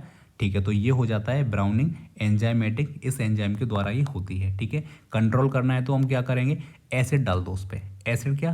तेजाब डाल दो? नहीं, एसिड यानी जैसे मान के चलते हैं नींबू ले लेते हैं। नींबू को अगर हमने इसका जूस उस पर लगा दिया या नींबू को रगड़ दिया या फिर कोल्ड स्टोरेज में रख दिया, फ्रिज में रख दिया, तो ये एंजाइम निष्क्रिय हो जाते हैं उससे, और ये ऐसा नहीं होता है। ठीक है, चलिए नेक्स्ट होता है नॉन एंजाइमेटिक। इसकी भी बात कर लेते हैं। इसको देखो, इससे रिलेटेड एक सवाल अभी मैं पढ़ा चुका हूँ आपको। ये होता है मेलार्ड रिएक्शन के द्वारा। आया कुछ याद? फिर से बता देता हूँ मेरे दोस्त, याद रहे या ना रहे हम तो बता ही देंगे। Amino acid plus reducing sugar, अभी तो बताया था ऊपर ही, इतनी जल्दी भूल जाओगे तो कैसे काम चलेगा? चलो, इनसे जब आपस में ये रिएक्ट करते हैं तब मेरे भाई ये हो जाता है, जैसे आपने टोस्ट को देखा होगा, ये सारी की सारी चीज़ें। ठीक है, इतना सब बस याद रखोगे तो तुम्हारा काम हो जाएगा। विटामिन डी की कमी से क्या होता है? ये तो मुझे पता ही नहीं है क्या होता है, क्योंकि मैंने आपको बता दिया और मैं भूल गया, तो इसका आंसर आप मुझे बताएंगे। खाद्य में कोलाइड का अस्थायीकरण करता है, बताइए। खाद्य में कोलाइड का अस्थायीकरण करता है कौन? डिस्टेबलाइज कर देता है कोलाइड। इलेक्ट्रोलाइट, स्टेबलाइजर, इमल्सीफायर या फिर थिकनर, बताइए क्या इसका आंसर हो जाएगा? तो बता दो। चलो फिर से आपको एक बार रिवाइज कर देता हूँ। कोलाइड का मतलब क्या होता है? एक पदार्थ दूसरे में बहुत छोटे छोटे कणों के रूप में फैल जाए, जैसे दूध, दही, बटर, जैसा मैंने आपको बताया था। अब ये जो कण हैं इलेक्ट्रिकली चार्ज के कारण जब एक दूसरे से दूर रहते हैं, इसलिए सिस्टम स्टेबल रहता है। अब आप कहेंगे कि सर ये तो आपने बता दिया, लेकिन सर ये नहीं समझ आया कि सवाल क्या कहना चाहता है और इसका आंसर हम कैसे निकालें। समझो, अब ये जो कण है ना दोस्त, ये इलेक्ट्रिकल चार्ज के कारण एक दूसरे से दूर दूर दूर दूर रहते हैं, इसीलिए पूरा का पूरा वो जो विलयन होता है, सिस्टम होता है, वो स्टेबल रहता है, यानी स्थिर रहता है। अब देखो, अगर इसमें इलेक्ट्रोलाइट जैसे क्या, NaCl, ठीक है, एसिड हो गया और बेस हो गया, अगर ये इसमें डाल दिए जाएं तो वो इन चार्जेस को न्यूट्रलाइज कर देता है। ठीक है, इनको न्यूट्रलाइज कर देता है, तो ये कण आपस में चिपकने लग जाते हैं और कोलाइड टूट जाता है। देखो, कोलाइड का होना क्या है कि ये सारे के सारे जो कण हैं, देखो मैंने क्या बताया, जैसे दूध है, अब दूध में पानी है और पानी के अलावा उसमें प्रोटीन है, मतलब जो कि सॉलिड फॉर्म में होती है, जिसको हम केसीन कहते हैं। इसके अलावा इसमें फैट होता है। तो ये सारे के सारे कैसे होते हैं? पार्टिकल्स होते हैं, सॉलिड फॉर्म में होते हैं। ये सारे के सारे जुड़े रहते हैं किसमें? पानी में ये घुल जाते हैं। अब ये पानी में सारे के सारे घुल जाते हैं, लेकिन ये स्टेबल इसलिए रहता है मेरे दोस्त, क्योंकि ये सारे के सारे कण जो हैं इलेक्ट्रिकली चार्ज हैं, इसलिए एक दूसरे से ये जुड़े हुए हैं, बंधे हुए हैं, दूर दूर रहते हैं ये। ठीक है, इसलिए स्टेबल रहता है। लेकिन एग्जाम्पल के लिए आपने इसमें नींबू डाल दिया तो क्या दूध पहले जैसा रहता है? नहीं, पानी अलग हो जाता है उसका, और जो उसके अंदर सॉलिड जो कण होते हैं वो अलग हो जाते हैं, यानी कि दूध फट जाता है। ये यही कह रहा है कि अगर आपने इसमें एसिड डाल दिया, बेस डाल दिया, या फिर आपने इसमें NaCl नमक डाल दिया, तो ये इस चार्ज को ना ख़त्म कर देता है, इस चार्ज को न्यूट्रलाइज कर देता है, और फिर क्या हो जाता है? ये अलग अलग हो जाते हैं, डिस्टेबलाइज हो जाते हैं। इसी को कहते हैं कोलाइड का टूट जाना। तो अब मुझे बताओ, ये जिन चीज़ों ने इसको ख़राब किया है उसको हम क्या बोलते हैं? इलेक्ट्रोलाइट्स बोलते हैं। ठीक है दोस्त, चलिए, स्टेबलाइजर क्या होता है? कोलाइड को स्टेबल रखता है, स्थिर रखता है। ये कौन होता है सर? आपने डिस्टेबलाइजर्स के तो नाम बता दिए, स्टेबलाइजर के और बता दो क्या होते हैं। देखो जिलेटिन होगा और पैक्टिन, ये दो नाम रख लेना, याद रख लेना। स्टेबलाइजर भी पूछ सकता है आपसे। ये इमल्सीफायर क्या होता है? जब दो लिक्विड आपस में मिलाए जाते हैं, जैसे ऑयल और पानी को मिला दो, ठीक है। थिकनर क्या होता है? ये गाढ़ा बनाता है किसी चीज़ को, कोलाइड को तोड़ता थोड़ी है, ये तो गाढ़ा बनाता है, तो ये हमारा आंसर नहीं होगा। अगला सवाल, मध्य प्रदेश का प्रसिद्ध जनजातीय व्यंजन भुट्टा रोटला ये बनता है किस चीज़ से बनता है भैया बताइए, किससे बनेगा? सिंपल तो है, भुट्टा क्या होता है? मक्का का, इसी से ये बन जाता है, ठीक है। जनजातीय परंपराओं में ये चलता है खूब, इसको लोग खाते हैं वहाँ के। भील और बिलाला जनजाति मुख्य रूप से इसका यूज़ करती है, ये चीज़ आप याद रखेंगे दोस्त, ठीक है। चलिए, प्रोटीन का ऊर्जामान, वाह, मैं आपको सारे के सारे बता चुका हूँ। अब इसका आंसर मुझे आप करेंगे कि कितना होता है। चलिए, खाने में क्रिस्टल साइज कंट्रोल करने की आवश्यकता पड़ती है किस चीज़ में बताइए? खाद्य में क्रिस्टल साइज कंट्रोल आवश्यक है किस में? आइसक्रीम, दही, पनीर या फिर मक्खन, बताइए। चलो थोड़ा सा समझो बेसिक।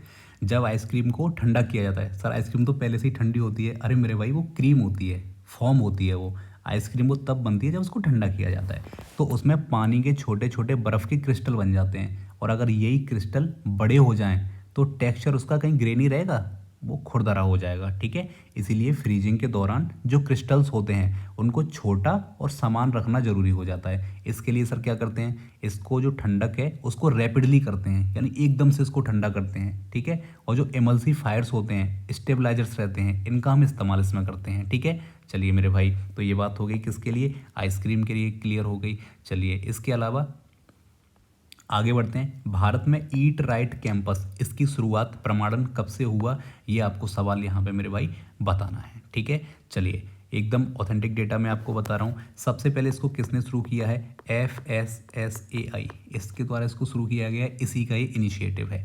ये कब किया गया? तो 2019 में इसको शुरू किया गया। इसका उद्देश्य क्या होता है? याद रखो, कॉलेज हो गए, आपके ऑफिस हो गए, हॉस्पिटल्स हो गए और तमाम प्रकार के इंस्टीट्यूट्स हो गए, वहाँ पे हेल्दी फूड एनवायरनमेंट बनाना, ठीक है। हेल्दी फूड एनवायरनमेंट बनाना, अच्छा खाना, स्वस्थ खाना, स्वच्छता वाला खाना, ऐसा बनाना, ठीक है। और जो इस चीज़ को करते हैं उनको याद रखिए सर्टिफिकेट दिया जाता है, ठीक है, कि यहाँ पे खाना स्वस्थ है, स्वच्छ है, ये सारी की सारी चीज़ें आप याद रखेंगे तो 2019 हमारा आंसर हो जाएगा। नेक्स्ट है, खाद्य में रेट्रोग्रेडेशन से बचाने के लिए, खाद्य में रेट्रोग्रेडेशन से बचाने के लिए किस चीज़ का उपयोग इसमें किया जाता है बताइए? मोनोग्लिसराइड, सोडियम, कैल्शियम और पोटेशियम। इंपॉर्टेंट है और एक एडवांस लेवल का ये सवाल है। चलिए बताइए क्या होता है। तो सबसे पहले हम रेट्रोग्रेडेशन को समझेंगे, ठीक है। देखो, खाने में स्टार्च होता है, जैसे चावल में भी होता है, ब्रेड में भी होता है। तो जब इनको पकाया जाता है, उसके बाद फिर जब इसको ठंडा होता है या ठंडा किया जाता है, तो इसमें मौजूद एमाइलोज जो मॉलिक्यूल्स होते हैं, कण होते हैं, वो फिर से आपस में जुड़कर कठोर और सूखे बन जाते हैं, ठीक है। इसी को हम रेट्रोग्रेडेशन कहते हैं। अरे समझो मेरी बात, जैसे जो रोटी है वो आपने बनाई, वो गर्म है, अब इसको सुबह तक रख दो, ये ठंडी हो जाएगी, तो आपस में देखो, जब गर्म है तब तो ये मुलायम होती है, सॉफ्ट होती है, लेकिन ठंडी होने के बाद अगेन ये फिर से कैसी हो जाती है? कठोर हो जाती है, बासी हो जाती है। इसी को हम क्या बोलेंगे? रेट्रोग्रेडेशन कहते हैं, ठीक है। अब आप बोलेंगे सर समझ तो लिया, ये सारी चीज़ तो समझ आ गई, लेकिन आंसर अभी भी समझ नहीं आया कि इसका कौन सा होगा। तो इसका आंसर होगा मोनोग्लिसराइड। सर समझाओ, नहीं समझ आया अभी भी? मोनोग्लिसराइड स्टार्च ग्रेन्यूल्स के साथ साथ इंटरेक्शन करते हैं, नहीं समझे? मोनोग्लिसराइड कोई है, बस इतना याद रखो। ये स्टार्च के जो कण होते हैं ना, जिसकी हम तब से बात कर रहे हैं स्टार्च की, स्टार्च के जो छोटे छोटे कण होते हैं, इनके साथ में इंटरेक्शन करता है, ठीक है। और एमाइलोज जो है उसको वापस जुड़ने से रोकता है। एमाइलोज किस में मिलता है भाई? वो स्टार्च में होता है। इसको आपस में जुड़ने से रोक देता है, जिसकी वजह से प्रोडक्ट सॉफ्ट रहता है और फ्रेश रहता है, ठीक है। और जब ये खत्म हो जाता है, ठंडा हो जाता है, तो इसको रोक नहीं पाता है, तो ये कठोर हो जाता है। सिंपल कहानी है। चलिए, विटामिन B1 की कमी से क्या होता है? ये तो पता नहीं मुझे, ये तो तुम ही बता पाओगे। खाद्य में, ये इतने कठिन जो सवाल है ना, जैसे 89 विटामिन B1 की कमी से क्या होता है, ये आप ही बताएंगे। चलिए 90 पे चलते हैं। खाद्य में वीपिंग क्षमता होती है, सफ़ेद अंडे की सफ़ेदी, दूध, तेल या फिर स्टार्च, बताइए। चलो आंसर तो पता चल गया, बता दिया मैंने। अब इसके पीछे की कहानी समझो, इंटरेस्टिंग है, मज़ा आएगा। देखो, अब जैसे अंडा होता है ना, एग वाइट, इसमें एक प्रोटीन पाया जाता है, ठीक है, उसका नाम क्या होता है? उसका नाम होता है एल्ब्यूमिन। सबसे पहले तो ये चीज़ याद रखना। अब ये जो एल्ब्यूमिन प्रोटीन होता है ना, इसकी बड़ी एक अच्छी खासियत होती है। जैसे आपने अंडे को फोड़ा, ग्लास में डाला और एक ग्लास से दूसरे ग्लास में उसको आप अलटने पलटने लगे, इससे क्या होता है, वो अनफोल्ड होना शुरू हो जाता है। अनफोल्ड होना जैसे मान के चलिए ऐसे रहता है हमेशा से, इस तरह से, इस तरह से, तो ये क्या होता है, इस तरह से खुलने लग जाता है। और इसके बीच में जैसी ऑक्सीजन आती है उसको ये कैच कर लेता है, अपने अंदर भर लेता है, ठीक है, इस तरह से, और ये बबल्स बना लेता है, ठीक है। अब इसकी ये जो खासियत है ना ऐसे बबल्स बनाने की, इसी की वजह से हम अंडे को इस्तेमाल करते हैं केक बनाने में, या जो बेकरी होती है पेस्ट्री बनाने में, उन सब चीज़ों में इसको यूज़ करते हैं, क्योंकि ये जो एग है इसकी ये जो खासियत है, ये इसको स्पंजी बनाती है, ठीक है। तो याद रखेंगे मेरे भाई, ये जो वीपिंग जो कैपेसिटी है, ये अंडे की सफ़ेद ये जो होता है इसमें होता है, और एल्ब्यूमिन इसका कारण होता है, ठीक है। मुझे लगता है कि आपको एक कोई नई चीज़ पता चली होगी, या कॉन्सेप्ट क्लियर हुआ होगा, या फिर सवाल तो समझ आ ही गया होगा। चलिए तो 91 पे चलते हैं दोस्त। कह रहा है मध्य प्रदेश की जो कोरकू जनजाति है, इसका जो मुख्य खाद्य है वो क्या होता है, बताइए। अच्छा सवाल है ये, महुआ के बीज, याद रखेंगे, इसमें कुछ समझने वाली कोई चीज़ है नहीं, ठीक है। चलिए आगे बढ़ते हैं।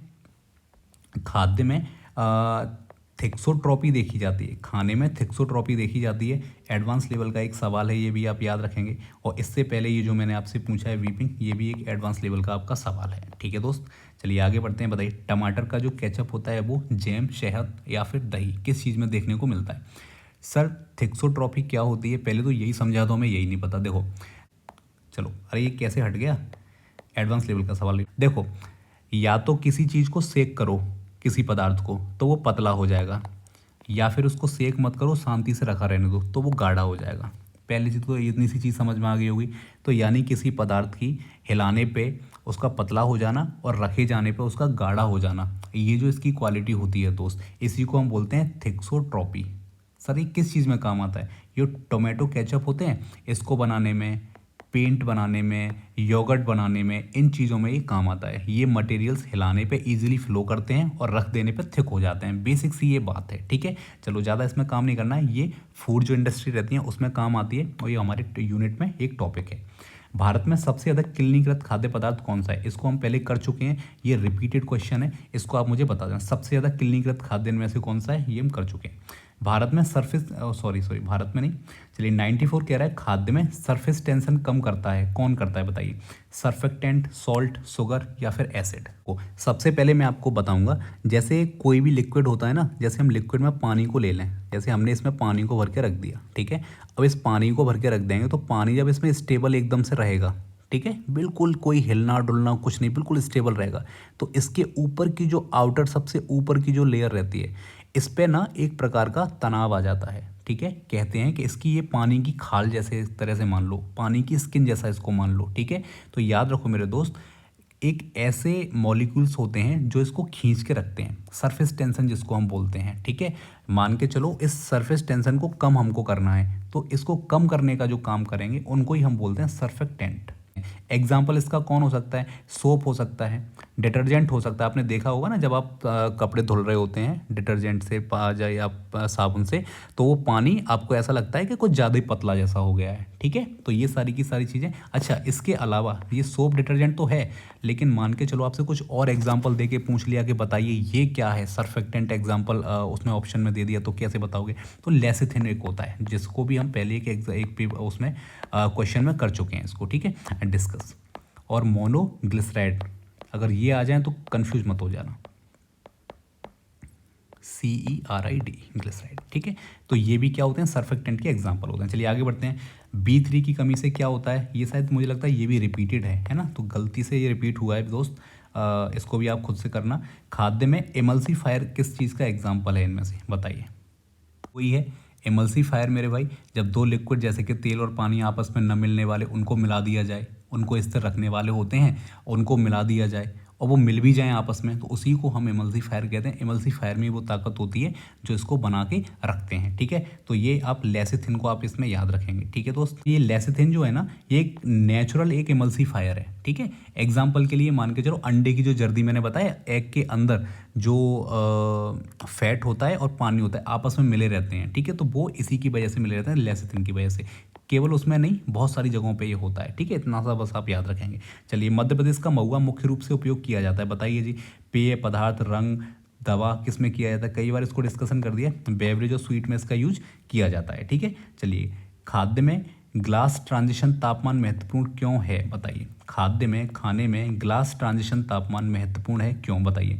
फ्रीज ड्राइड खाद्य, कैन खाद्य, ताज़ा फल या फिर दूध, किस चीज़ में इसका होता है यूज़? आपको ये मुझे बताना है।